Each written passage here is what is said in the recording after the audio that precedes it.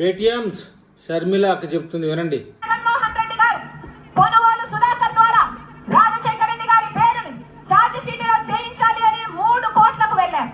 ఎందుకంటే రాజశేఖర రెడ్డి గారి పేరు లేకపోతే జగన్మోహన్ రెడ్డి గారు ఈ కేసులో నుంచి బయటపడడం అసాధ్యం. కాబట్టి అదే కొనుగోలు సుధాకర్ రెడ్డికి ముఖ్యమంత్రి అయిన ఆ రోజుల్లోనే జగన్మోహన్ రెడ్డి గారు ఏఏజీ పదవిని కూడా ఇచ్చారు. ఎందుకు అని అడుగుతున్నాం.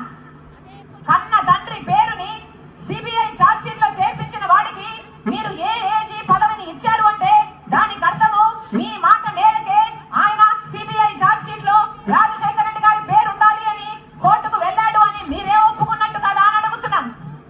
ఈరోజు జగన్మోహన్ రెడ్డి గారు ఉన్నది లేనట్టుగా లేని ఉన్నట్టుగా ఊసరవల్లిలాగా మారి ఏదంటే అది మాట్లాడుతున్నారు. ఎందుకు అని అడుగుతున్నాం. రాజకీయాల కోసం ఇంత దిగజారడం అవసరమా అని అడుగుతున్నాం. అన్నా నేను రాజశేఖర రెడ్డి బిడ్డను. పులి కడుపున పులే పుడుతుంది. దేనికి భయపడేది కాదు రాజశేఖర రెడ్డి బిడ్డ. అలాగని అన్యాయం జరుగుతుంటే చూస్తూ ఊరుకునేది కూడా కాదు రాజశేఖర రెడ్డి బిడ్డ.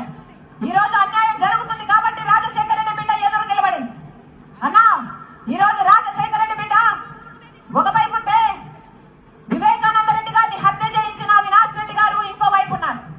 ఒకవైపు న్యాయం ఉంది, ఒకవైపు నేరం ఉంది, ఒకవైపు ధర్మం ఉంది, ఇంకోవైపు డబ్బు అధికారం ఉంది. అన్నా మీరు ఏ వైపు? అన్నా మీరు ఏ వైపు? అన్నా మీరు ఏ వైపు? అన్నా మీరు ఏ వైపు? ప్రపంచం అంతా చూస్తుంది. కడప ప్రజలు న్యాయం వైపు నిలబడతారా, నేరం వైపు నిలబడతారా అని. కడప ప్రజలు న్యాయాన్ని గెలిపిస్తారా, నేరాన్ని గెలిపిస్తారా అని మన దేశం కాదు ప్రపంచం మొత్తము చూస్తుంది. అందుకే ఈసారి ఎన్నికల్లో బుద్ధి చెప్పాల్సిన వాళ్ళకు బుద్ధి చెప్పండి, న్యాయం చేయాల్సిన వాళ్ళకు న్యాయం చేయాలని. విన్నారు కదండి. ఇంత స్పీచ్లో షర్మిల గారు పులి కడుపున పులే పుడుతుంది అని చెప్పడం హాస్యాస్పదం.